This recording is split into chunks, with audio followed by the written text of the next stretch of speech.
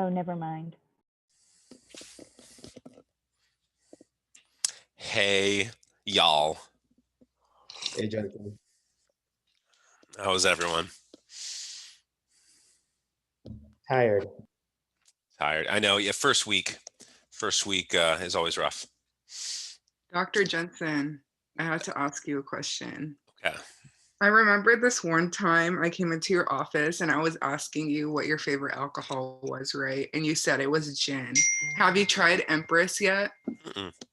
Empress is the best. So actually, I got you a bottle because I was going to give it to you last semester because I thought we were going to be back on campus. But as you can see, it's beautifully sitting Okay. waiting for you. It's So, being kept company by a really fluffy teddy bear. yeah, it is. Yeah, so whenever, like, if I could drop it by in front of your office or anything, let me know. Oh, thank you. I I've heard appreciate really it. good things about it. So I just heard a really good thing about it from I don't know who said it. The Empress is the best. It's really good. Okay. Was that JP? Yeah. Okay. Really. I will trust both of your judgment on its quality. Thank you, Gurdeep. perfect. It's also being accompanied by tequila. So Okay, it has companions. It's not quarantining by itself. All right, good. So how's everyone's first week? Roughly the same as mine. Just sort of stare blankly at stuff and then the day is over. Hey, Lexi. You're like on my whole screen, so that's why I'm greeting you specifically. Thank you. I think I you had the feel most honored. head movement or something for a minute, and so it decided that you were the feature. I'm using your mug. Nice. I am not using one of those today. I'm using my good. I approve of yours more than mine. Everyone's like, "Where'd you get it?" I'm like, "Well, like from my professor," and they're like, "Oh, okay." Okay, that's weird. They're like, "That's cool, but that's random." I'm like, "I know, but he's talented, right?" And they're like, "Yeah, he is." So Thank you. All right, let me pull up the slides.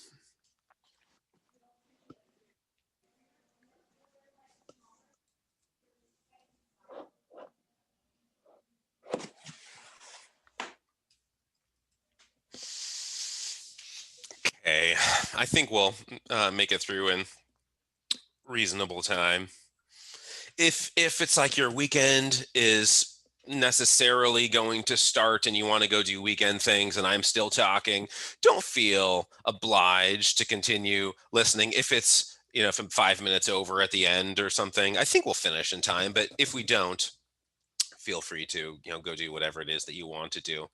If what you want to do is not this, where is the chat? Okay, a chat box is open too.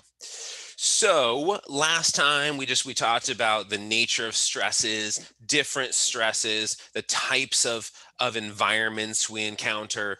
Today is just the importance of magnitude, right? The dose of stress that we encounter, and then the implications of various environments, how those environments affect us. And a summary of last time, right? Our bodies are these little brittle, fragile, ready to die creatures, and it's as soon as we depart homeostasis in any number of directions, thermal, physiology, altitude, it could be gases, any number of domains of homeostasis, if we disrupt it a little bit, if we are bludgeoned with some acidity or whatever, we're ready to die if we can't restore our homeostasis. And so what does fitness mean? It's just being compatible, right? It is being suitable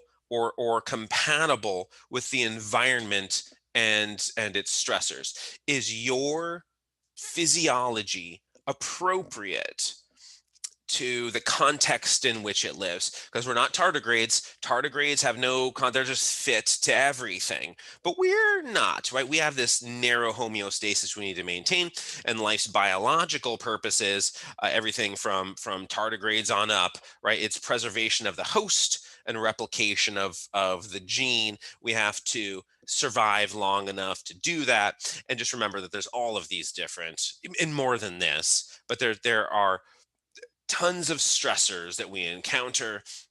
Hydration and everything is a stressor that we encounter that we'll go through. Exposure, very generally, exposure to stress is good for you because it threatens you. Everything is a threat. And if you experience no threats, it's what you see in, I don't know, the sort of classical Hollywood, where the sort of the rich and the famous, nothing ever goes wrong for them, and so they don't have coping skills when something actually does go wrong. There's all the famous scenes of some actor exploding on other, the crew, and throwing a telephone or whatever. You sort of lose coping skills if you're never encountered, if you're never um, required to cope with anything. Psychologically, you just atrophy. So exposure is good for us because it threatens us. Exercise is the same thing. When we talk about exercise physiology, we're exercising. Well, what is exercise? Something threatening. Is going for a walk exercise? For some people, and it depends how long the walk is. If you walk for 20 miles, it threatens a lot of tissues. But if you just walk to the mailbox and back, and you're 22 years old or 25 years old, or that's not exercise, that's mobility. I mean, that's, you move around a little bit of blood, but that's not exercise. It's not threatening you. You're not, your lungs aren't expanding. Your heart isn't working any harder. Your bones aren't being compressed, or there's no loads on any of your tissues that would present a challenge for you. So exercise, a little bit more challenging. And that's what makes it bad for you. And the worse it is for you, the better it is, as long as you can tolerate it in the moment. If you can get through without uh too big of a disruption and injury, something like that, then more intense exercise is better for you. So is running fast better than walking? Yes, it is. You have more biological systems being threatened, so you have more adaptation resulting from it.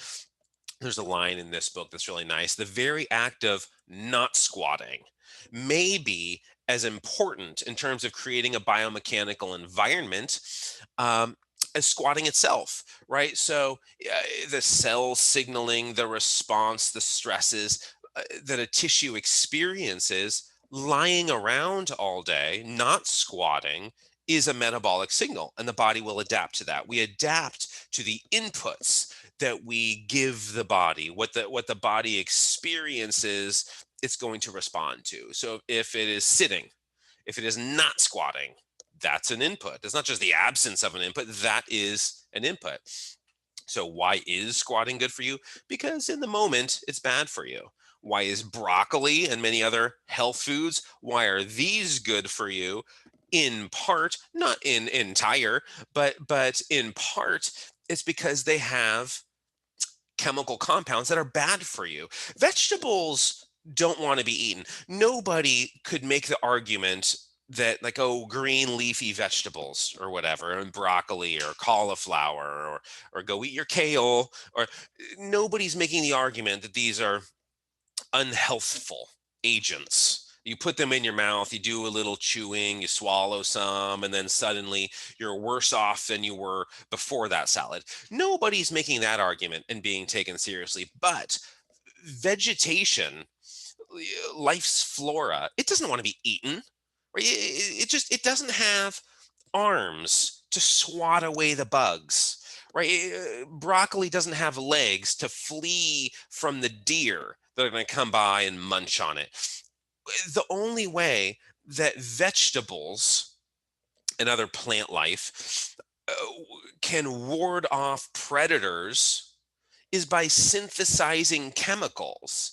And so that is what a lot of these chemical compounds in things like broccoli, we have sulforaphane. This is Mark Mattson talking. This isn't a passage from Wikipedia, but he's a big enough name, right, that he has this big Wikipedia page. And this is him talking about, like, does broccoli have antioxidants? Sure, yeah, it does.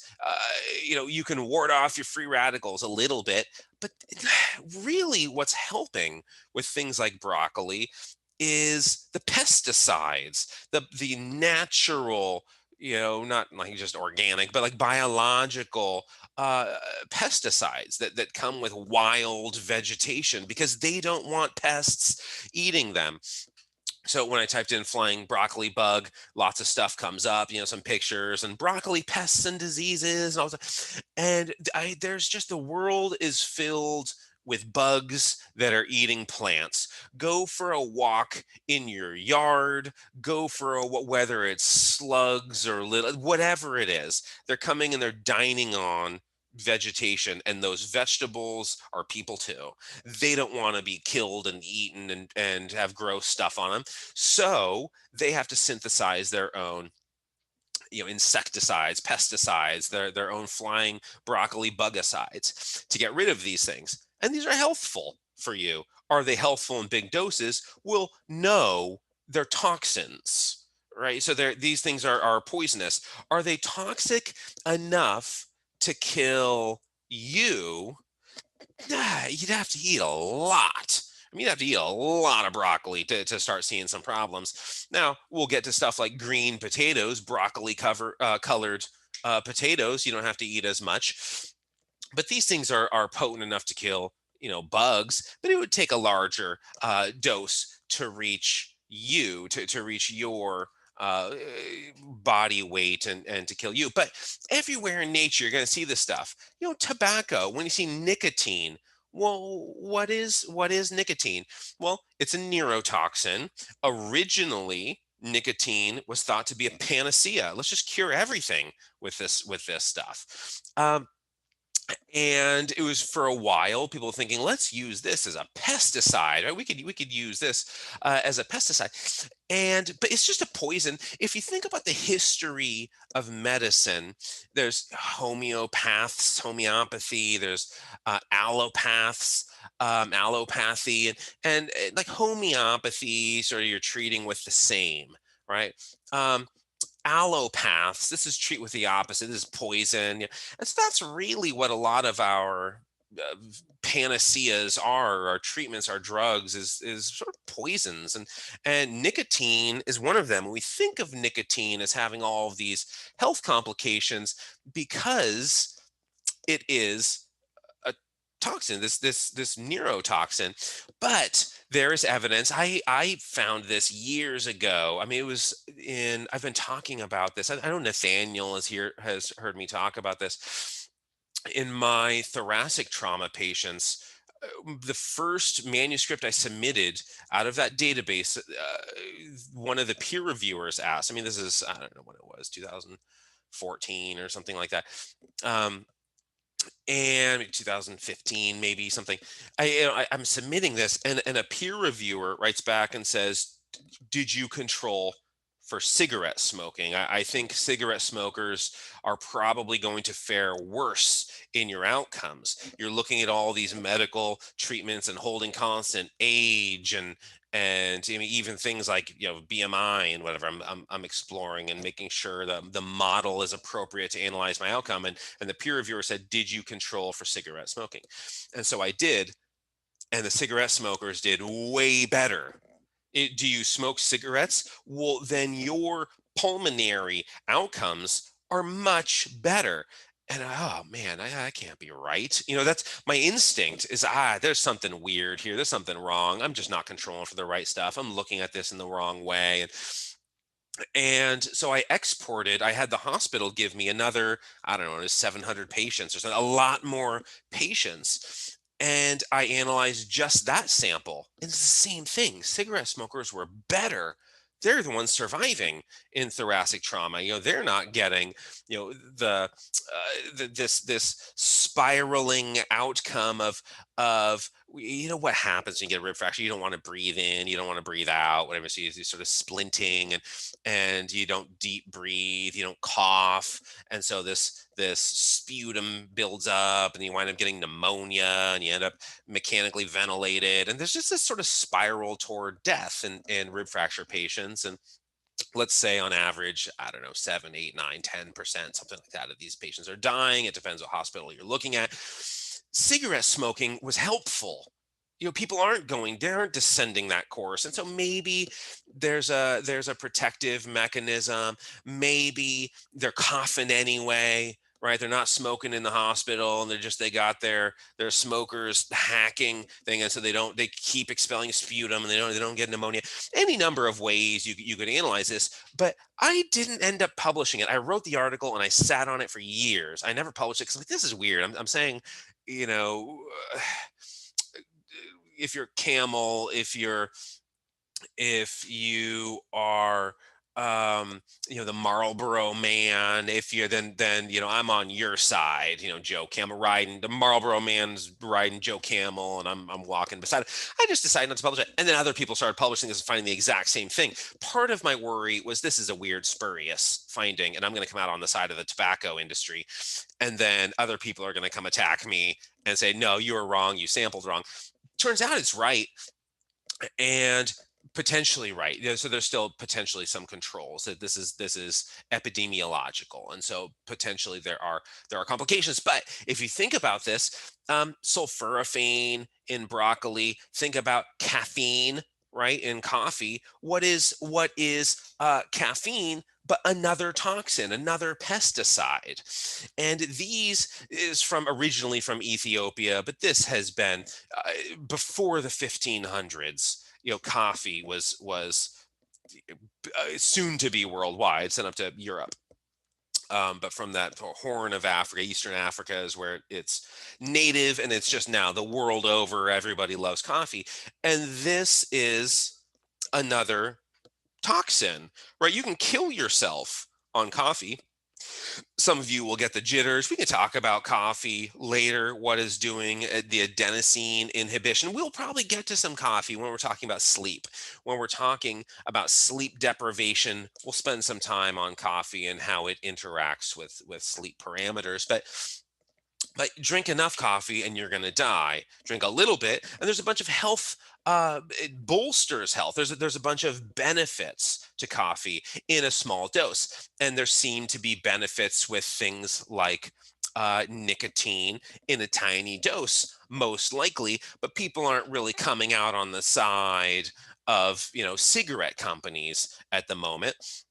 But you can make the same claim about a lot of vegetation, fruits and vegetables. And do they have antioxidants, vitamins A and C, and I don't know, E for it's fat soluble, but do they have this profile of phytochemicals that are very healthful? Yes, but some of them are little poisons, right? They're these little like booby traps that you learn to be nimble around, that your biology learns to tolerate and stay on your toes. And Courtney, so, yeah, go ahead. on the last slide, we just changed it, but on the bottom where it says levels, what is it referring to where it says levels? Levels are low enough? So the amount the sort of the dosing amount, if you're going to eat a plate full of broccoli, you're not going to get enough sulforaphane to harm you. What you're going to do is upregulate your body's own natural defense system, so it's going to deal with it. That amount, that the dose that bugs are eating is going to ward off the bugs, right? So it's a bugicide, pesticide. But the levels you're ingesting in your diet are healthful. If you were to isolate this compound and really dose somebody, now we have something that's toxic. You can kill you. Just take too much caffeine, in pill form, and now we're going to have problems. I mean, you can be hospitalized for this. you could die from this. So that's what I mean by levels is you're a normal person. I don't care if you're a vegetarian, you're like a super vegan. I'm on the broccoli diet. You're still the levels in your diet, right? The amount of these chemicals in your diet is not going to be enough to do you in. Can it be overdone? Yes, but nobody here is overdoing it. So that's what I meant by levels. Does that make sense? Yeah, got it. Okay. So potatoes, people will tell you like, oh, cut off the green part. Cut off that green part on the potatoes because it's poisonous. And that's true, right? Solanine, this little guy, it is really toxic. Lots of side effects, and usually it's going to be diarrhea and stomach cramps, maybe a little bit of vomiting. You could get some headaches and stuff. But if you get really extreme, maybe your heart gets a little bit involved, or you're actually, the vomit is coming up. But cook it sufficiently, and just like, if anything, you just like cook to cinders, usually gonna be fine. But this is in a larger dose. What we see is maybe potassium channels. That's what this article is talking about. The opening up of some potassium channels in mitochondria, calcium being dumped into the cytoplasm, into the interior of the cell. A bunch of calcium in there. You're going to get some apoptosis. There are problems with cell survival if you're going to eat a bunch of this stuff. There are mechanisms that have been explained. How does this make you sick? Well, probably some apoptosis from getting a bunch of calcium into the cytoplasm.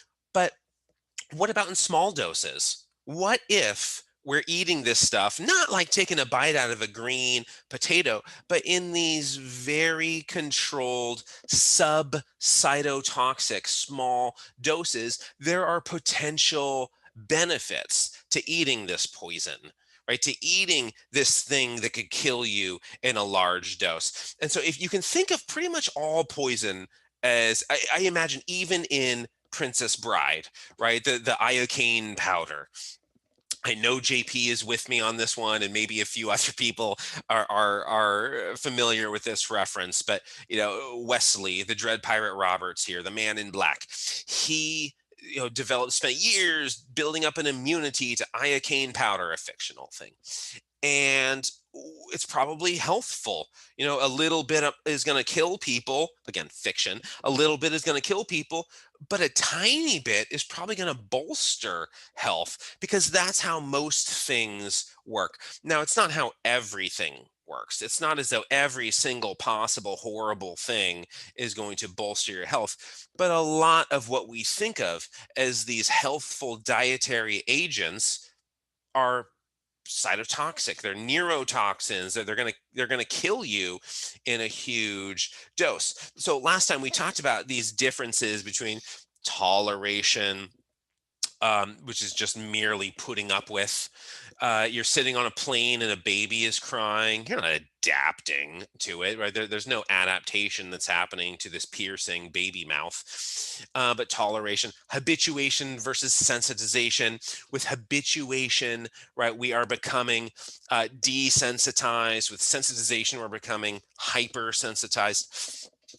Accommodation, short-term, readily reversible. Adaptations, that's mostly what we talk about. You exercise. What's the reason we're exercise? To induce adaptations, whether that is get better at thermal regulation, right? If you're going to go train in the heat, you're going to get better at training in the heat, at dissipating heat. Whether that is to become leaner, and that's an adaptation that serves a lot of purposes. Whether that is to become more aerobically fit, enzymatically, blood volume, mitochondrial density, vascular beds, lots of explanations for aerobic fitness. Those are all adaptations.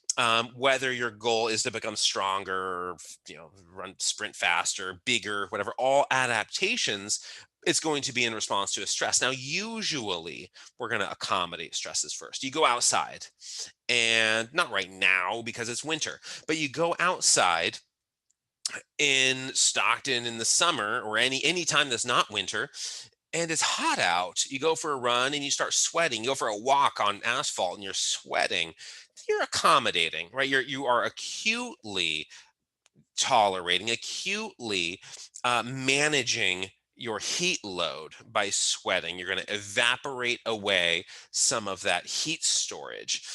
But that's not permanent. Now you can become a better sweater, and that's adaptation. That's sweating efficiency, not like a wool sweater.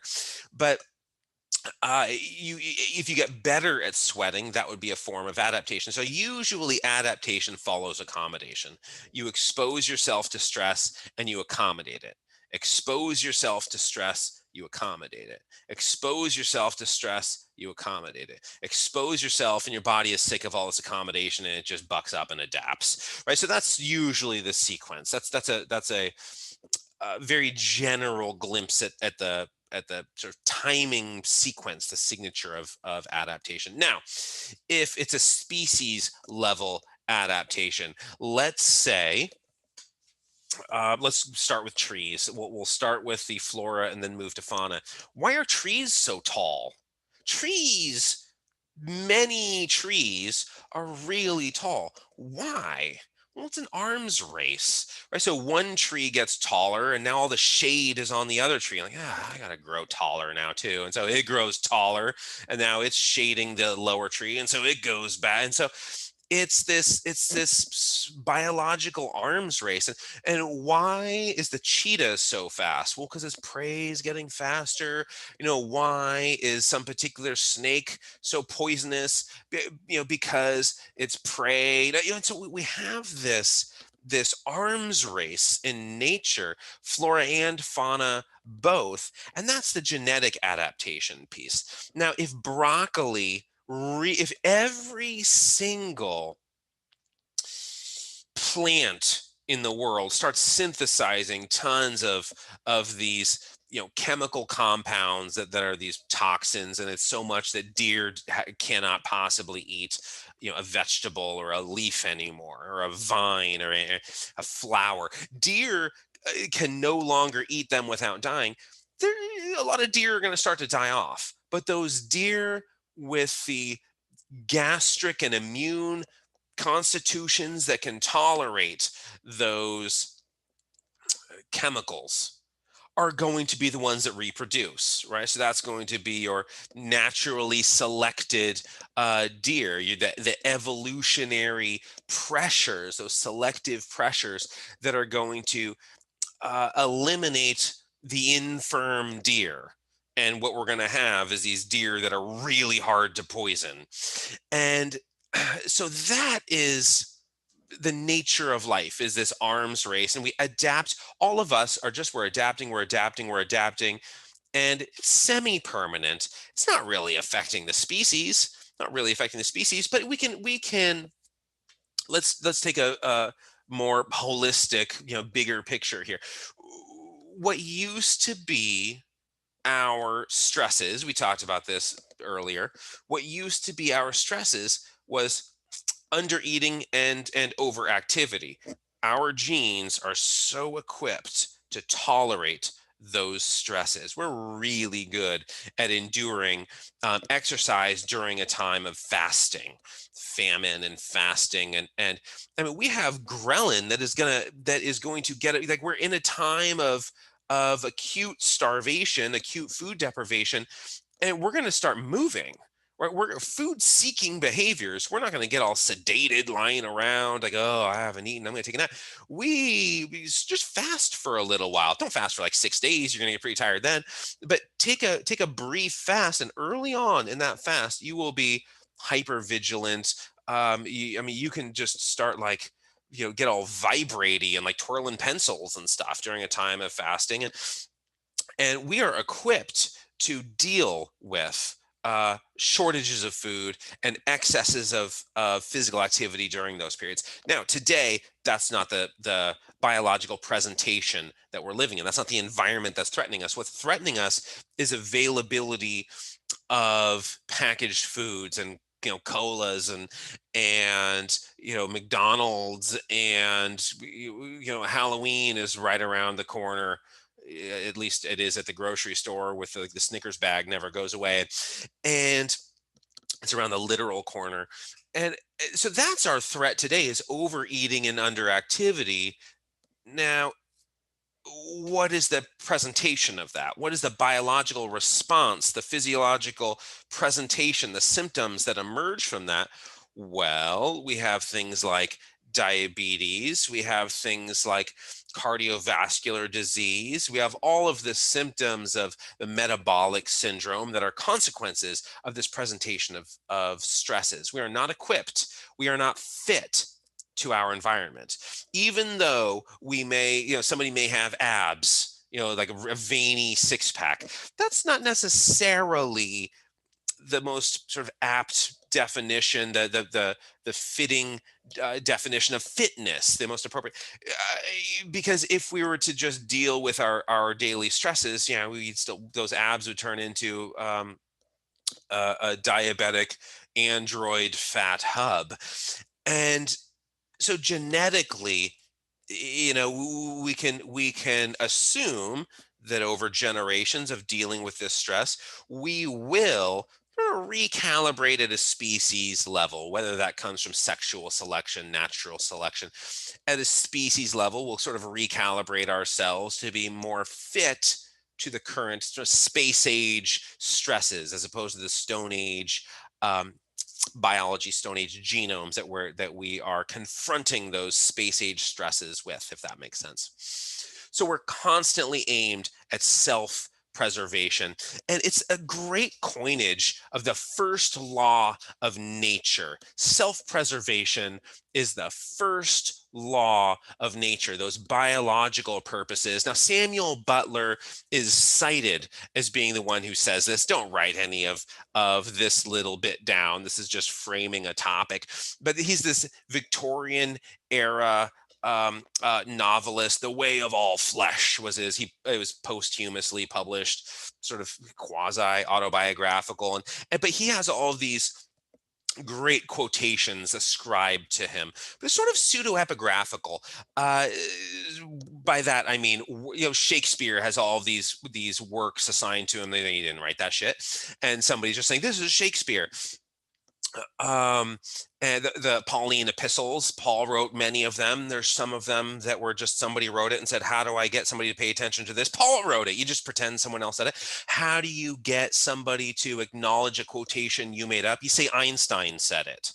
Right. So there's all of these ridiculous things that, like, Einstein never said this shit. And everyone's like, no, in the words of Einstein, I don't know, the definition of insanity is doing the same thing over and over, or expecting a different result, or whatever it was.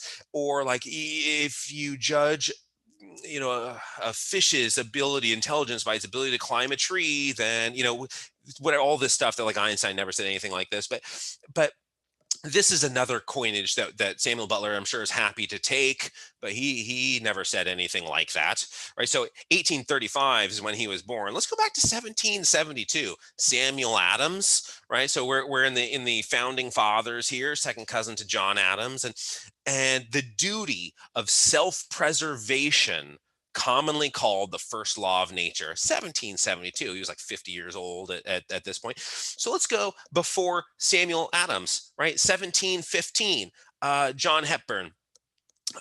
So he's this Quaker, and as far as I know, this gets out of my field, one of the first, like, true published outspoken opponents of slavery. So John Hepburn, self-preservation, an instinct of nature belonging to all the creatures of God, right? So this idea of self-preservation is this instinct, this nature's great law. I mean, we're centuries old here.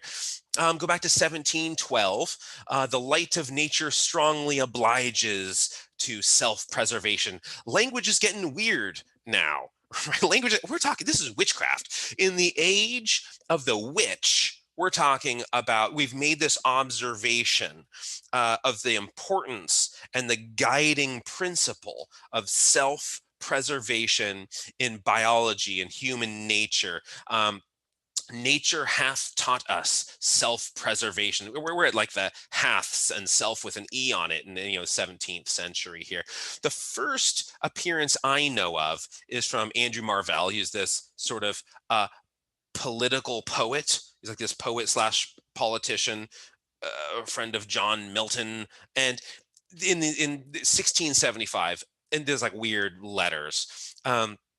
F's or S's and stuff. Self-preservation, nature's first great law. This is not a new concept, right? It is 2021, and we're talking about the importance of self-preservation. So did Andrew Marvell in the second half of the 17th century. So this isn't a new concept of how the reason we are adapting is in the interest of self-preservation. Now that meme, right? The meme, if you just Google it, people usually ascribe it to Samuel Butler. But if you look up in the Bartlett, quotations, the proverbial phrases, the proverbs and proverbial phrases, there are 40 attributions before Samuel Butler was born, and Samuel Butler is not attributed. But let's incorporate Richard Dawkins here and say replication of the gene is really nature's first law. And this book, The Selfish Gene, brilliant book. And he's like, so if self-preservation, he tackles this concept. If self-preservation is so important, why are people so collaborative? Why are we donating to the poor? Why are we're giving money away that we could use for ourselves and we're just giving it away? Why are we being altruistic? And because it's beneficial, reciprocal altruism is how the species survives. And that's sort of a genetic programming that he tackles here as he's coining the term meme. This isn't like a modern term. I mean, this go back to the 70s and we have Richard Dawkins coining this. So what came first, chicken or the egg? If we're talking about self-preservation or replication of the gene, the gene really is driving these self-preservation tendencies. Nature's first great law is written into our DNA. Now, the actual question, the chicken or the egg, is the egg by like 50 forevers, because like the ancestors, right, of the chicken were coming from eggs. So like eggs predate. This isn't even an interesting question. And let's go back to Samuel Butler. And I think this actually is his line. I cannot find anybody who said it before him. A hen is only an egg's way of making another egg.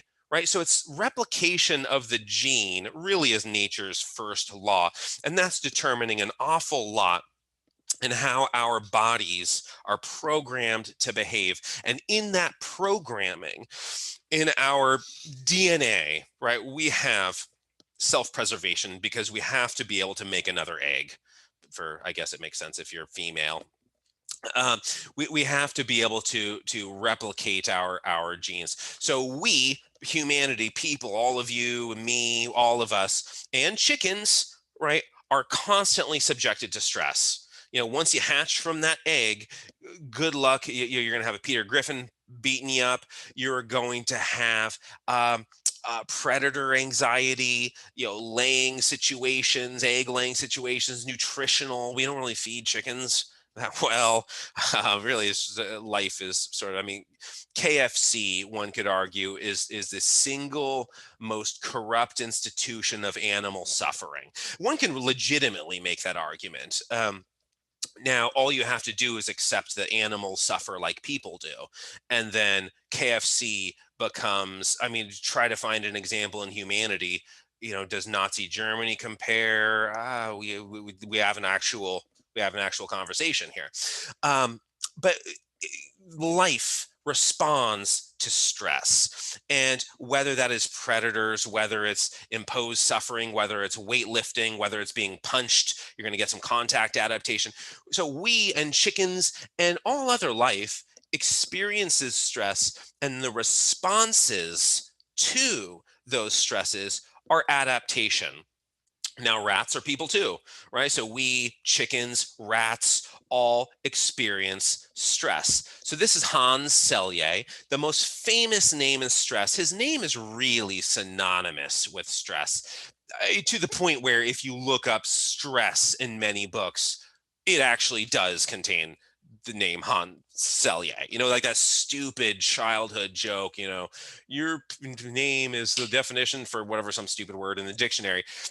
Hans Selye legitimately appears in a lot of kind of literature on what stress is. This guy, and uh, he's holding a rat here, looks adorable. That rat is soon going to be suffering from some stressful expression, however its body is going to respond to stress, just like a chicken or a person would. So what Hans Selye was doing, he was doing this endocrinological research, these experiments, injecting rats with hormones, and he noticed that these rats are getting ill. They're getting sick, right? From this endocrine research. And maybe it's the hormones. Maybe it's the hormones he's injecting are inducing illness in these rats.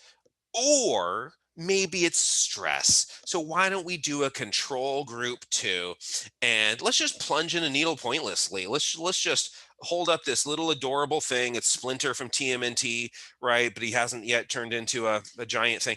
And just plunge a needle into its tum-tum, and then draw it back out, and then put it back in its cage. And in the other ones, in the non-control group, inject those hormones, and let's see who gets sick. What Hans Selye noticed is there's this general sickness that whatever goes in, right? The needle plunges, and who cares what's in the needle? There's a general sickness is going to manifest in those rats. And so that's where general adaptation syndrome, or GAS, G-A-S, general adaptation syndrome, that's where this comes from, is Hans Selye from the 1930s. And it was definitely the prevailing thought in the 30s and 40s and into the 50s. And even today, people still cling to this concept of general adaptation syndrome. And parts of what Hans Selye said were accurate. Now, this guy, like multiple doctorates, over 30 books, 1,600 or whatever scientific articles. Man, this guy, brilliant, right? But he was this is Oregon Trail. I don't know what's out there, right? I'm heading westward, and I don't know what's in these woods. I don't know what to expect next. He didn't have maps and previous journals, and he wasn't on GPS, and he wasn't looking up wildlife on Wikipedia. Hans Selye, as he is exploring into this really novel frontier of stress physiology, he didn't have the benefit of knowing what we know today. And so what he was saying was brilliant for its time. It's sort of a lot of it, not all of it, but a lot of it is a little bit foolish by today's understanding of physiology. But so he's nobody to mock, but his principles that he came up with are a little bit off the mark, just like most people. You rewind the world 30, 40, 50, 60, 70, 80, where this is like, we're nearing a century here ago, when he was doing his experiments. But he published his first paper in Nature, one of the biggest journals in the world, Nature, Science, New England Journal of Medicine, Lancet. There's some huge journals. Nature is one of those massive global powerhouse journals. And on the 4th of July, right? So his patriotic publication in 1936, where he talks about a syndrome produced by diverse noxious agents. And this is it right here. And he talks about these different agents, such as, right, these diverse agents, such as exposure to cold. Let's make, rats, let's get them all frosty. Okay, surgical injury. Oh, let's cut them up a little bit. Spinal shock, excessive muscular exercise. Let's drug them, right? Let's give them a bunch of epinephrine, atropine, morphine, formaldehyde. Let's give them a bunch of different drugs. And he sees this this general response by these rats. And what a brilliant observation he had in the moment, right? To take that. I mean, that's if anything has been groundbreaking, that's the shovel has penetrated the earth there, that there's some ground has been broken.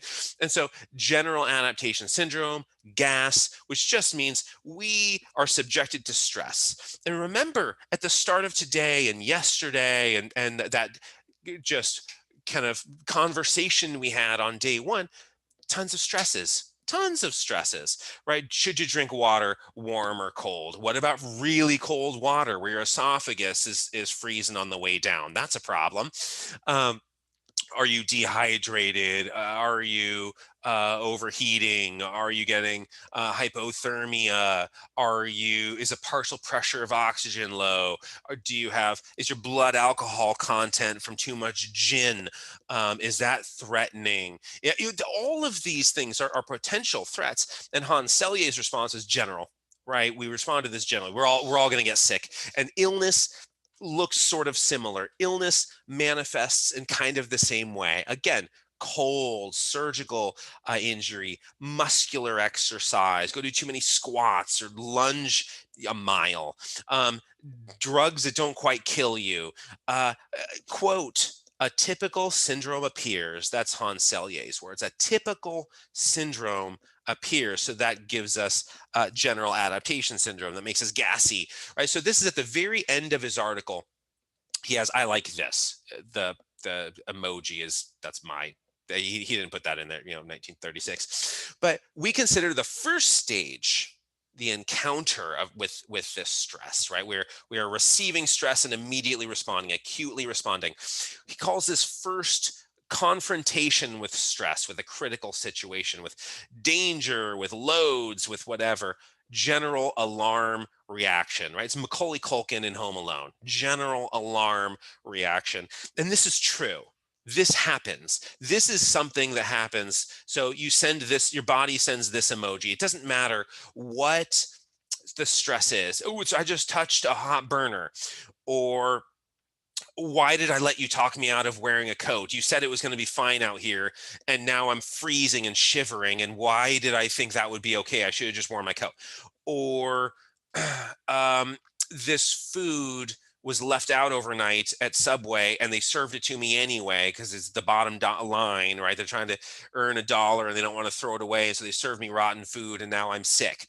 Or a bullet, let's make this Stockton specific, a bullet just ripped through the wall of my house or my window and I'm jumping behind my sofa as if that's going to help. A general response is going to happen, general alarm reaction. Now, what does that look like? Maybe a little bit like this. So I think this is from his most famous book, his highest selling, most famous book called The Stress of Life, or maybe it's just Stress of Life. Maybe there's no the in it. I don't know. But 1956 is when this thing came from. And this is how life stressors affect us. And I just photoshopped this a little bit so the mouth was more gaping because that to me is more meaningful. If a mouth is, it's, if any of you have watched The Office, the American version of The Office, when Andy, Ed Helms' character, Andy Bernard, I think is his name, when he's at the drinking fountain and they're filming him and he has it's like the wash your eye out fountain. It's like the safety, but it's like a little drinking fountain that's like shooting water in his eyes. It's like, he's screaming as the water goes into his eyes. That's what I think of as a stress response. Now, is it because you're scared of water in your eyes? Is it because you're carrying a log, right? And wearing a Fitbit like 50 years before those came out? Is that the reason? What is the stressor? Well, chronically, it matters. Acutely, it doesn't matter as much. And so we get these diagrams, and this is a hideous one. Let's look at a better diagram where we get this stress response. And the hypothalamus, this is a region of the brain, controls a lot of stuff. So if I ever ask a question, what regulates whatever, who cares, whatever it is, what regulates, appetite, what regulates oh, I don't know, it's the stress response and what regulates anything from sex to you just name it, right? What regulates X, Y, or Z function or phenomenon in the body? The hypothalamus is a really good guess. The hypothalamus is this key regulatory area of the brain. Most of its communication goes through the pituitary gland. Now, right here is the blood-brain barrier. Okay, right here is the blood-brain barrier. Now, the pituitary is not next to the adrenal medulla or medulla.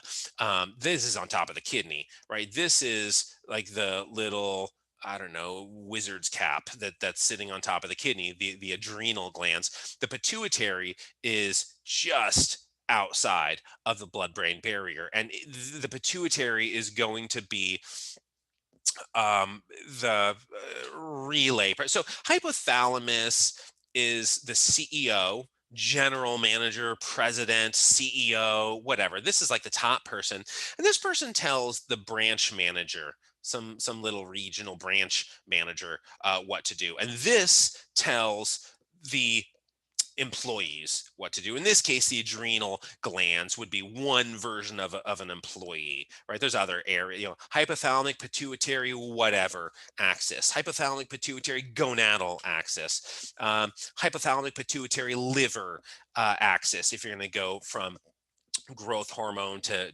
IGF coming from the liver, hypothalamic, pituitary, thyroid axis, T3, T4, triiodothyronine and thyroxine, if we're going to get these things. So whatever usually starts with the hypothalamus and goes elsewhere. Now, the stress response, the adrenal glands, right? The adrenal glands. Now, here we have an adrenal cortex. So cortisol, corticosteroids. Cortisol is a glucocorticoid, cortex, right? So these are steroid hormones. Steroid just means made from cholesterol. It's made from cholesterol. Cholesterol and fat are not the same thing. It's made from cholesterol. And so that is the adrenal cortex is going to make your cortisol, glucocorticoid, a steroid hormone. And so this is a slower, more chronic response to stress. The very rapid acute response to stress is the sympathoadrenal medullary response. We get to the adrenal medulla, where the medulla, however you want to say it. So that response, you're going to get your epinephrine or adrenaline. They're the exact same thing. If you are Ross, you are going to say adrenaline. If you're a lyricist, you're going to say adrenaline. If you're from the US, you're going to say epinephrine. Unless you're a lyricist in the US, then you're going to say adrenaline. In most literature, most, not all, most literature, it's epinephrine. Those words mean the exact same thing. Epinephrine, right? So INE, they both end in INE. Epinephrine, INE, hormone. Right? So we have a hormone over here. Adrenal just means atop the kidney. Renal, renal physiology, renal anything, that's your kidney, right? Ad, you're atop the kidney. Epi means like upon, think like epigenetics or something like that, just sort of above genes, the controlling factors that are not the genes themselves. Epidemiology or an epidemic or whatever, you're above, demographics. And so like epidemiology would be something that falls upon people, whatever. So if you go to a nephrologist, that's a kidney doctor. So epinephrine, adrenaline, those are the exact same word. Adrenaline is just more lyrical or English, British English. And but so this is the very rapid one that you're going to feel this, right? You're going to feel this one really quickly. It is going to, when you go through the stress response, it is going to, in this general alarm reaction stress response, it doesn't matter what the stress is, it's emotional stress. You get a call from the IRS and, you need to send us Walmart gift cards to pay your debt or you're going to jail, right? For a quick second, you might get this response. And then you're like, okay, that's scam, likely, whatever. And oh, really? Let me put you on hold for a second. But this is going to be sort of more chronic stress over here. But very briefly, it doesn't matter what it is. You're in the weight room, the starter pistol goes off, you hear a dog bark that you didn't know was there. General alarm reaction. You're going to get this sympathoadrenal medullary response. And then this is slow over here, the cortisol one. This is fast over here, the epinephrine or adrenaline one. And so you are stimulating the mobilization and the redistribution, but the mobilization and distribution of energy substrates. We got to be active, right? What are we alarmed about? Something we better act on. We have to be active here. We better take action, right? And act on this. And how do we do that? Well, we better get cardiovascular responsiveness started. We better get the heart going. We better get some energy substrates on the march. We better flood the blood, right, with some of these. And so we can start using energy substrates, get ready for this. And so that's the general alarm reaction. And this is true. Hans Selye, right? We're in 1936. He got that right. Now, he didn't get it complete because we didn't really know this stuff until a couple of years ago, where we started learning additional variables here, which, like fat is going to release a lot of things. Fat cells are endocrine team players, kind of endocrine glands of a kind, endocrine organs, whatever you want to call it. Fat is. The liver is, right? The kidney is a little less than the liver, but and muscle is an endocrine organ, right? You're releasing stuff from muscle. Bone is also an endocrine organ. You're going to release osteocalcin. And so definitely write this part down. Osteocalcin is going to diminish, it's going to inhibit, impair, limit the parasympathetic nervous system. So the parasympathetic nervous system is a thing that calms you down when you're going to go to sleep at night, or if you fall asleep at the wheel or whatever. A little bit too much parasympathetic action, not enough sympathetic. The body has these two competing priorities. One of them is let's go, go, go, go, go. Let's focus, focus, focus. Let's move, pay attention. Let's be kind of mobile and agitated and ready, right? That is the sympathetic. And so that's your adrenaline, your epinephrine. That's what that one is. On the acetylcholine side, on the parasympathetic side, on the vagus nerve side, we have our parasympathetic nervous system, which is calming us down, right? We are counteracting the sympathetic drive. And what we're doing with osteocalcin is we are counteracting parasympathetic drive. If you don't have your bones chiming in here, osteoblasts chiming in here, if you don't have this, if all you have is adrenaline, it's going to temper the response a little bit. You will not have the same magnitude. It won't be as pronounced of a response, your stress response. Now, it takes a few minutes. This is a little bit slower, but knocking out that parasympathetic nervous system really helps you get going. So this will work independent of epinephrine and norepinephrine, right? You'll get your heart rate moving. You'll do a lot of these functions independent of that hypothalamic pituitary adrenal axis and sympathoadrenal medullary. This will work independently. It's sort of a team player there. Now, Hans Selye continues, but it's also important to know, you don't just, in a stress response, you don't just increase everything. You don't just like, okay, now that I have, cortisol, out in the system, and I'm in this stress response. I'm just ramping up everything in my body. But you ramp down stuff too. First, what is a bad test taker? People say this: I am a bad test taker. Some of you may say it: I am a bad test taker.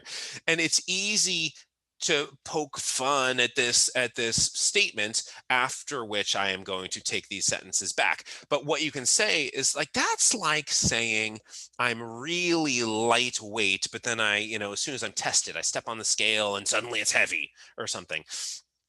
That doesn't make it, as soon as you're tested, right? It's like you're not good at it. So,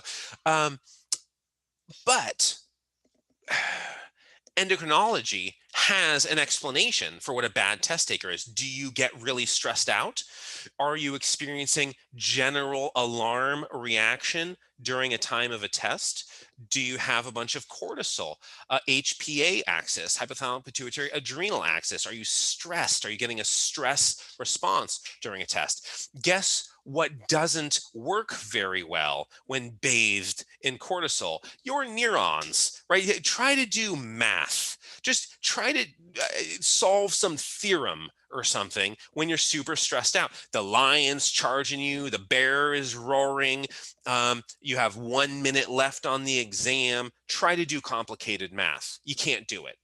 You can if it's habit, right? If it's like, the karate you've been practicing for 20 years and it's just like muscle memory, right? If it's that sort of thing. But if you're really trying to use neurons in a novel or unconditioned way, good luck. Not going to work very well. What can you focus on? Stress, the immediate stress, the lion that's charging you. You can really focus on that and confront that from sort of elevated hyper focus. But you can't do you're right, your test taking neurons are shitty for a while. So there is an explanation of general alarm reaction and I'm a bad test taker. There's your explanation. Also, the immune system. Let's say you're done with your tests. You just finished finals, and let's say finals aren't really scary in grad school. So let's say you're like a junior in your undergrad. Let's rewind our academic experience to those days, and you have a really rough semester, and you're taking bio and chem in the same semester and biochem all in the same semester. And you're up all night studying, and you're super stressed out for a week, and you're still exercising. The stress is overwhelming. You're getting a cortisol for a long duration of cortisol. Now, what you're focused on is not microscopic things. What you have macroscopic things to stress you out, right? If you have a bunch of cortisol, that means there's something macroscopic there. There's lions, there's a predator, there's something scary, right? In this case, scary is a test. The lions and tigers and bears are tests, and I don't know, relationships and work situations, maybe physiological stresses, something like that, the stuff that stresses out. Cortisol's, let's go macro here. It doesn't care about microscopic. It doesn't care about your immune system. So your immune system sucks in the presence of a lot of cortisol. So you wrap up this hyper stressed test period, your immune system is horrible, and then like you go hang out with family or you get on a plane or whatever, and you're subjected to a bunch of germs, bacteria, something. If somebody sneezes 2 seats away on the plane, and you have no immune system because general alarm reaction was prolonged, and your immune system now sucks for a spell. So the early part of Hans Selye really does say a lot about how we engage with stress today. Unfortunately, he goes on to general adaptation syndrome because his rats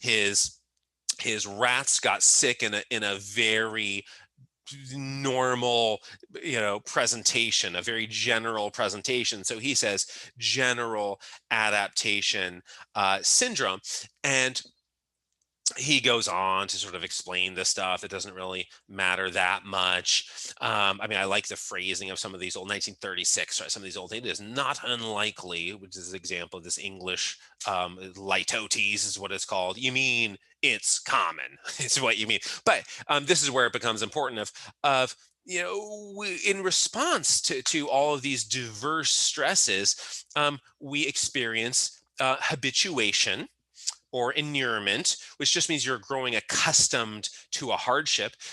We experience adaptation, a very general adaptation is going to occur. So let's present a bunch of different biological stressors or psychological stressors, mechanical stressors, environmental stressor, a lot of different things that could potentially stress us out. We have the Lorenz bus service plows into us. We're like a deer that didn't get out of the road, and now we have a busted up, pelvis and leg and morale. You go exercise, do a bunch of exercise, whatever it is. It's lunges, it's sprint a bunch, it's some difficult tennis or swimming practice, something like that. You get in a fight with a loved ones, a spouse, a family member, a quarantine partner, something like that. Now it's tense.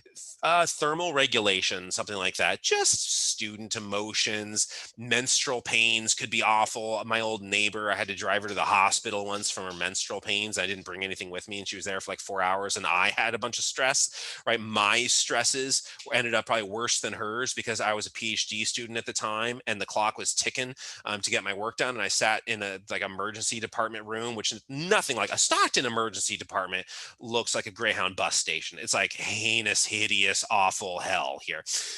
In Connecticut, stuff's like actually nice and like first world. But I sat in this emergency department for like 4 hours, super stressed out, getting this cortisol response because like I didn't bring my work with me. Whatever it is, you lost adult teeth. That's terrible. All of this stuff is terrible, but we don't respond chronically in the same way. We don't treat each individual stress as just the same thing, just a matter of magnitude, right? So that's what Hans Selye says is, I am this little adorable mouse and I'm wearing another mouse's carcass as a winter coat. I didn't put it there. I don't want it there. This is the worst thing that's ever happened to me. This is, if anything has ever been cruel and unusual punishment or experiments, this would suffice, this would count. Or I'm this guy who, let's say he's still alive and is armless and legless and has lost a lot of blood and has hypothermia and he's confronting these emotional thoughts of being a quadriplegic while am I going to bleed out? I'm sure he already has. In real life, nobody would be like, I'm really uncomfortable with this situation generally. I am very vaguely uncomfortable here, but very, very uncomfortable vaguely. That's not how people respond. And so the general alarm reaction, yeah, we have a shortage of responses, of biological responses in the acute moment, but chronically, the adaptation is chronic, right? Adaptation is very precise. We're not vaguely restoring general homeostasis on a chronic level. Acute is just, let's try to deal with this thing. Now, there are some moments, there are some exceptions, there are some conditions in which this little diagram makes some sense. Let's take mold toxicity, for example. What you do is you have this stress experience, like mold is like not healthy for anybody, but in a manageable dose, okay, fine, you're going to bounce back, and what you have to do is get out of the mold, though, because what's going to happen is if you don't exit the mold, if you have like sick building syndrome, if it's constantly you're experiencing, or you're constantly stressed, you're constantly experiencing that biological threat, environmental threat, whatever it is, now we're going to eventually collapse. We're going to crash. We're going to go into exhaustion stage. And stress in general is good in doses. It's a matter of magnitude. So there's eustress, good stress, right? There's distress, which is bad stress. And for the most part, all distress is just overdone eustress. It's just too much, right? Coffee can be distressing. Go get the jitters or get caffeine toxicity to such a level you need to be hospitalized. Like, okay, well, that could have been eustress, good stress. Exercise good stress. You can exercise too much. We all know that. All of these things, there's psychological stress. We need some of it. We need some of it, not just to retain our coping skills, but we need some of it to retain our motivation, right? Our ambition in life is based on, once you've accomplished a lot, you're not really motivated anymore. Like, what's the point of getting out of bed in the morning? You need the amount of stress, amount of urgency to just get you out of bed in the morning. And so we need stress, we need to balance it. And the body, I'm going to come back to this idea of an autobiography, a biological autobiography. Look in the mirror. That is your biological autobiography. It is the summation of all stresses you've ever experienced. It is your genes and your, what your kind of DNA has determined, your height and skin tone and hair color and whatever, all of that. And then the summation of stresses that form has tolerated and endured and adapted to. That's your autobiography that you can see in the mirror. Now, on the subject of stress and magnitude, just remember broccoli. Remember broccoli as we do the nuclear shipyard worker study. We're in Baltimore. It's in the 1980s. We're tracking people who work on shipyards. Now, some of these people are exposed to relatively high doses. Now, a high dose of radiation is like cell damage and death, and eventually like death. But a relatively high dose of radiation from the materials they're handling, a lot of people they're tracking. Even more people they're tracking have really not exposed to radiation, at least not in a measurable dose. And what they were looking at was they expected to find that radiation was ruining lives. Like, okay, we need worker safety, just like we have child labor laws and we have all these other safety measures that have been implemented and the 40-hour work week and all of these things. We need to take action on radiation to make sure we are not just poisoning our workforce to death. That would be horrible. What safety standards can we implement? And so they track people, because the first thing you have to do is research. You can't just do stuff without having an answer. That's sort of we'll call that the Trumpian way of moving forward, is you just action. It's fire, ready, aim, so we need to do some research and collect some understanding, get some answers, and then you can make educated decisions. Now, what they found was the opposite of what they were actually hoping to find. So it sort of went unpublished for a really long time. They found the exact opposite, where all-cause mortality, it was better in the highest group, or there's actually three groups here. There's a low dose group too, but who cares? The high and the nearly none, the very low. And what they were finding is just no matter what, you're healthier in the radiation group, 24% lower mortality. So this radiation was bolstering health. How was it bolstering health? Well, how does sulforaphane bolster health? How do squats bolster health? By threatening you, right? By stressing your tissue, your endocrine system, all your glands and organs and cells. You stress them, and you get a response that's going to reinforce itself against future bouts, future encounters with that same or something remarkably similar stress. So stress begets protection, even if it is just like, radiation, things we think of as unhealthy. Nicotine, right? You think of nicotine as unhealthy. Well, let's be honest and comprehensive, and let's not just demonize everything. Just because there are complications of a too much, that doesn't mean there aren't benefits of a modest amount. It's moderation. I think on day one, that was Nathaniel's line of moderation, talking about alcohol and other what people would call their I don't know, guilty pleasures, or their kind of sins of indulgence, whatever. There's moderation. So sunlight, same thing. What people are finding is that, yeah, sunlight, yeah, there's the skin cancer. We all know. Go get a bunch of sunburns and you're seeing skin cancer, but not just because of vitamin D, because of other factors too. If you're an outdoor worker, you seem to get a protective effect. There needs to be a middle ground. You can't just be your kind of vampiric. We sleep in the day. Nathaniel does this now. Sleep in the day and work all night long.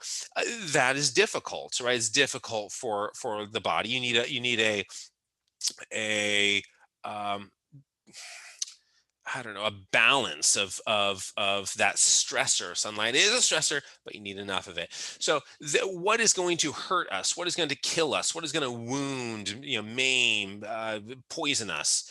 Well, all of that stuff, too much, death is the consequence, right? Back off a little bit, and we have illness and deficits and handicaps, and back off all the way, and it's horrible, right? So all of these things.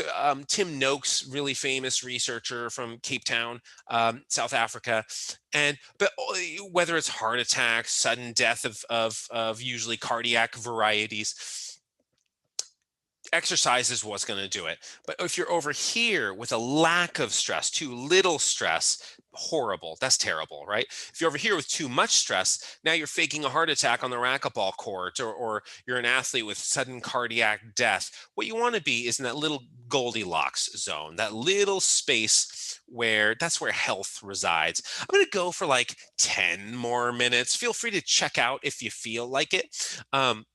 I know we all have different schedules. My only time where I have, some extra minutes in the day is like right after this class. So I'm going to, keep using my mouth in free time.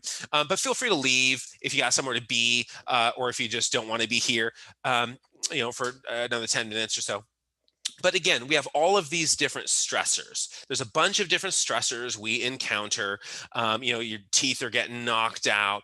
And the question is, do all of these stressors, each one of these, elicit the same response? That's me asking. And there's JP boldly declaring that the answer is no. That the answer is no, but why? Why not?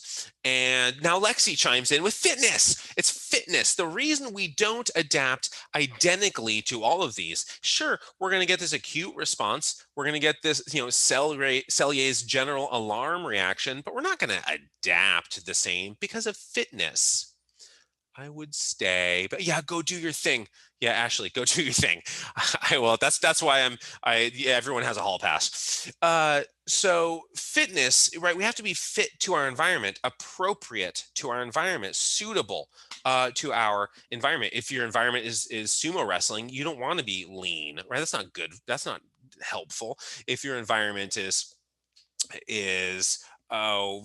cycling, endurance cycling, you can't be heavy, right? You have to be, so that there's any number of contexts, environmental contexts. There's the basic context that we live in, which is day-to-day society. And then, which I guess being fit now is being the type of person who will get COVID and have no symptoms. That's fitness today, on top of the other biological threats.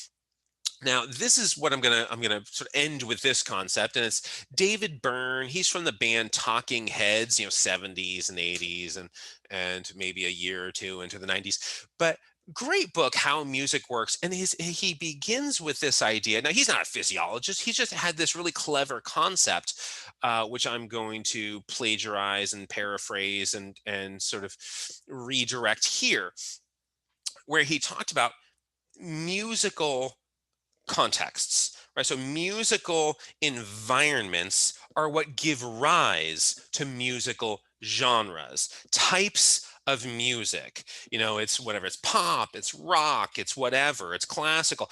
This comes from environments. It doesn't come from people inventing music styles and then environments being built around it. That's not how it happens. That's not the nature of this. It's the other way around. And this really applies to us and our exercise and our stresses. But let's start early. Gothic cathedrals, right? 1700s, early 1700s, right? Baroque. So we have like Bach, we have Vivaldi. We have this type of music. Especially Bach. Listen to Bach's work. I mean, there's no one everyone knows. Toccata and Fugue, da-na-na, like the Halloween one, da-na-na-na, like that thing. But listen to most of Bach, and it's just these church songs, and it's these cathedrals. It's these pipe organs in these cathedrals, and there's so much reverb, this reverberation.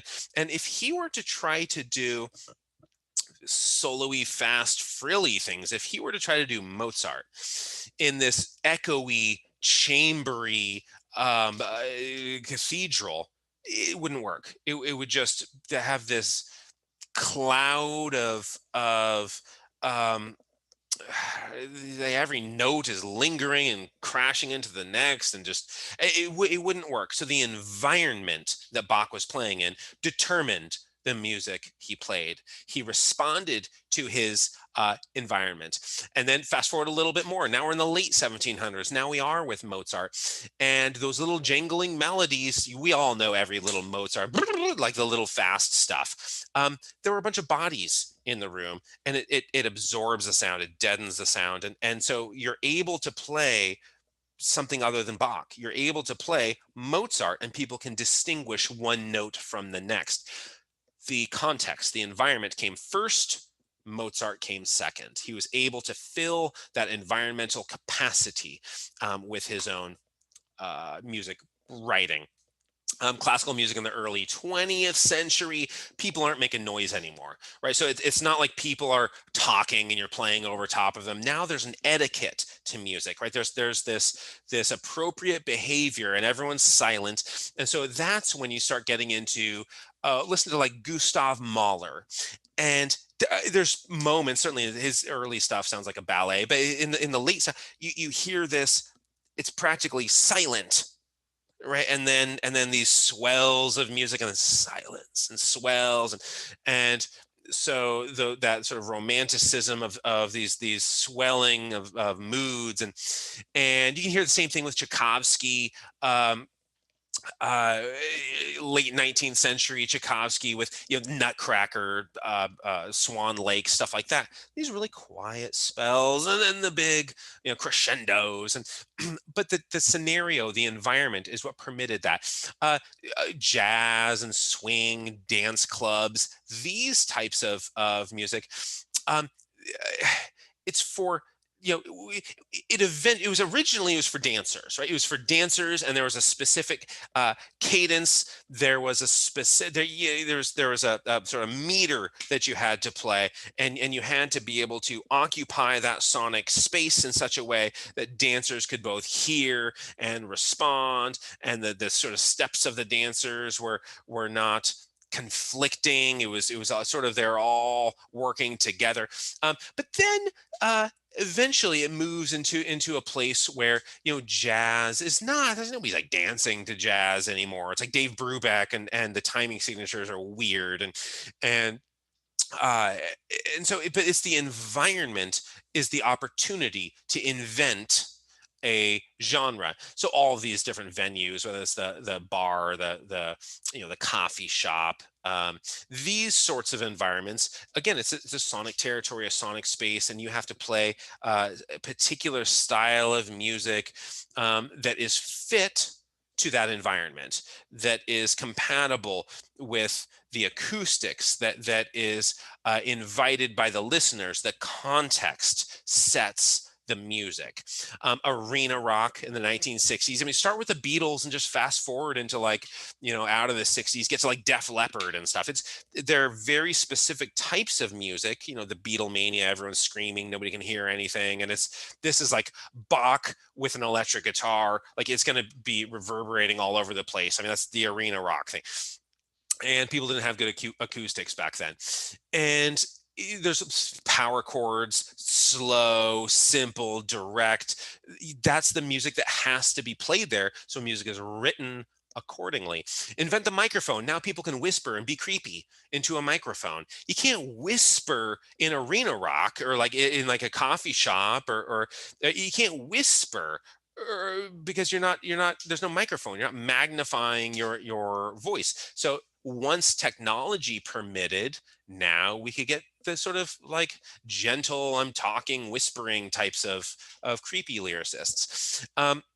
Special effects, right? Let's get the reverb. Let's lay on some effects on it. Phil Collins, he was a drummer for drummer/singer for Genesis. Sinead O'Connor did it too. Just it sounds like you're singing in the shower. It's just the voice just sounds echoey and full, and you need technology to be able to permit that. You need to invent the subwoofer in the SUV before you get the sort of subwoofer tweeter music. Before that comes out, the environment happens first. Then people are like, okay, we have the SUV with the sub in it. Let's write music that's fit to that environment. Let's write music that's appropriate, that's suitable to that environment. The environment comes first, the genre comes second. Today, there's so much like wallpapery music that you don't pay attention to. It doesn't insist that you listen. It doesn't demand any attention because people are listening to the stuff as they're writing a term paper, right? So that's an environment now, a sort of collegiate wallpaper. And it's something for background that is going on. Now, what you don't want is neo-romanticism of silence and then swells and silence and swells and then really piercing lyrics and then something that like you don't want that when you're writing a term paper. You can't focus, right? So you want something a little bit steady, something predictable, something that doesn't demand attention. That venue came first, the musical genre, the musicians and songwriters and performers followed. Whatever the environment is, that is going to determine the music that not just thrives, but exists. You know, the music that endures, the music that survives that context. And let's say it's Carnegie Hall. Who's going to succeed there? Well, it depends on the acoustics. It depends on the people there. It depends on a lot of things. That is a particular environment, right? And so it's the same thing with creatures, with biology, right? Let's take birds. Let's merge bio and music. Birds sing songs, right? Birds are song singers, and they're in environments, and those environments determine the bird songs. Environments don't grow because a bird is singing some particular song. This Ocarina of Time or something, and like, oh, my environment changes. That's not how it works, right? Life adapts to an environment. The environment exists. The environment has a diverse set of stressors, and we, people, birds, chickens, right, rats, celliers, we all adapt to our environment and not the other way around. Now we are sort of manipulating environments, but we're still at our foundation chained to stress physiology adaptation to environments. So in the grasslands, the bird songs in the grasslands cover a long distance, right? They don't just fray and dissipate, and they're these buzzing sounds you can hear from a long distance. The water birds, like if you're around some aquatic place, you can still hear it. It's not the sound of the shushing of the waves and the water noises and stuff don't eliminate the bird sound, right? They have these pitches that will get through that ambient noise. On the forest floor, right? What do you hear that drives by? When a car drives by, you hear the subwoofer, right? That's what's going to go through your wall. You don't hear the rattling license plate. That's a higher pitch. The tweeter, the tweeting doesn't come through your walls. What you hear that drives by is a subwoofer. And so birds on the forest floor, they have to cut through the stuff. They have lower pitch. It doesn't get as distorted by the underbrush. And when you look at San Francisco, you can find studies on birds in San Francisco. The city changes over time. Over time, traffic noises, whether it's honking or the number of cars or all of these noises of a city change. And so too change the birds. The birds' songs change with their environment. The birds aren't changing their environment. The environment changes, and the birds have to in order to survive. The birds will not find their mate if that's what they're singing about. It's a cat call. It's whistling at the passerby, and if you don't whistle appropriately, you're out of the selection pool. Like, sexual selection does not favor the cat call, and is certainly with birds in San Francisco. I don't know if it favors it, probably doesn't in Stockton. But music, we see the same thing. Creatures, life, we come from our environments. Our environments have diverse stressors, and those stressors determine our biology, our functioning, our physiology, our performance, our reactions, our disease states, whether we're optimized, whether this all comes from our environments. Now, Jason Lewis, from in the 90s, 94 or something like that, until 2007, ballpark figure, somewhere around there. This guy by himself circled the globe, circumnavigated the globe, just like I'm paddle my own canoe stuff. And it took a long time to cover the miles, and he wrote 3 books about it. The first one came out in 2012, and then sort of rapid succession of the next ones, where he's talking about his experience, crossing the globe. And this is not from the books. This is a foreword from a different book, but this is him talking. I learned one thing very quickly after pedaling away from the Greenwich Meridian line all those years ago. No 2 environments on the face of this earth are identical. Every swell, every road, every mountain, and every minute spent crossing the, quote, same stretch of desert created a new experience for both my mind and my body. So that is the idea of every single day you encounter an enormous breadth of stressors. Now, the magnitude of those really determines what we're going to respond to most. If there's just a tiny stressor, all right, we'll tolerate it. A little bit more, maybe we'll accommodate it. A consistent stressor of a large scale, time to adapt. And those stressors, some of that stuff we can go. There's still so many of you. I was expecting there to be like 4 people left.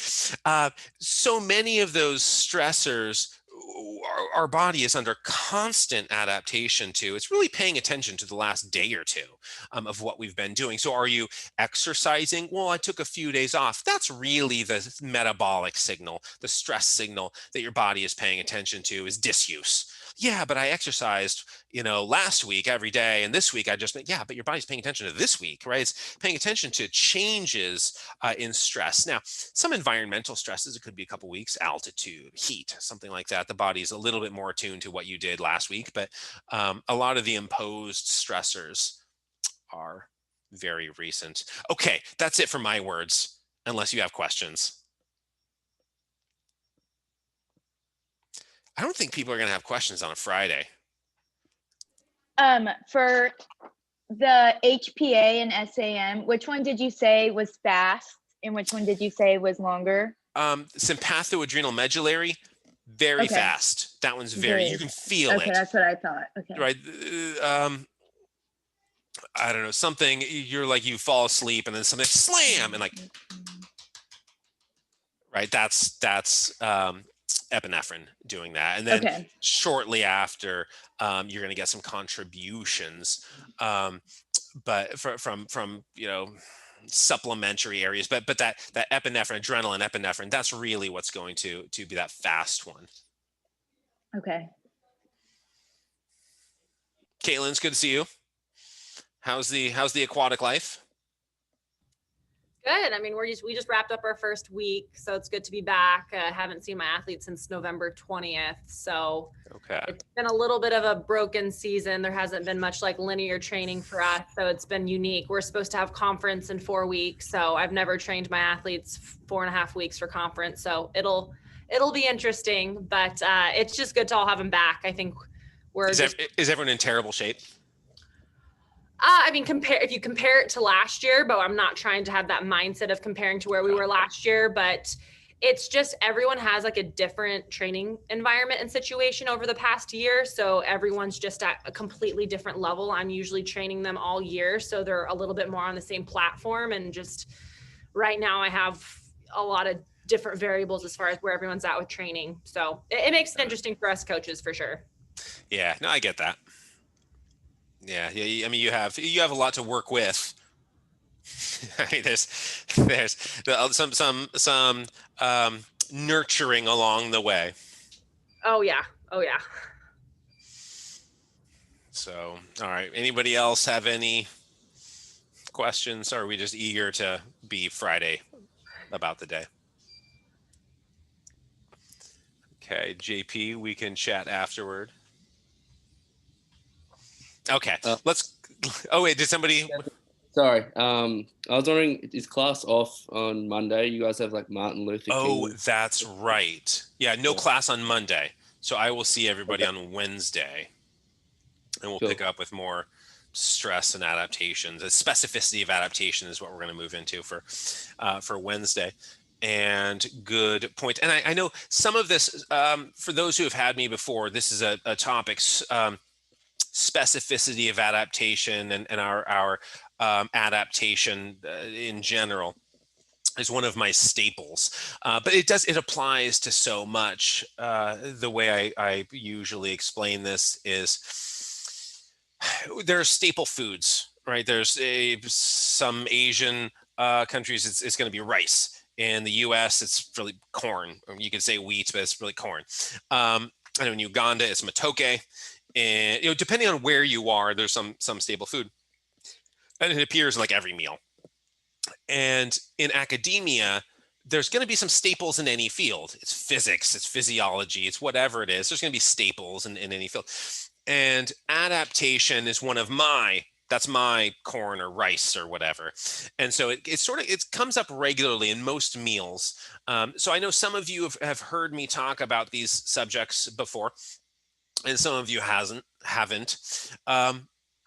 If I'm trying to figure out what the right pace is to keep everyone on the same page when we get into some of the specifics of making sure that making sure that a portion of the plate on everybody has that staple accounted for.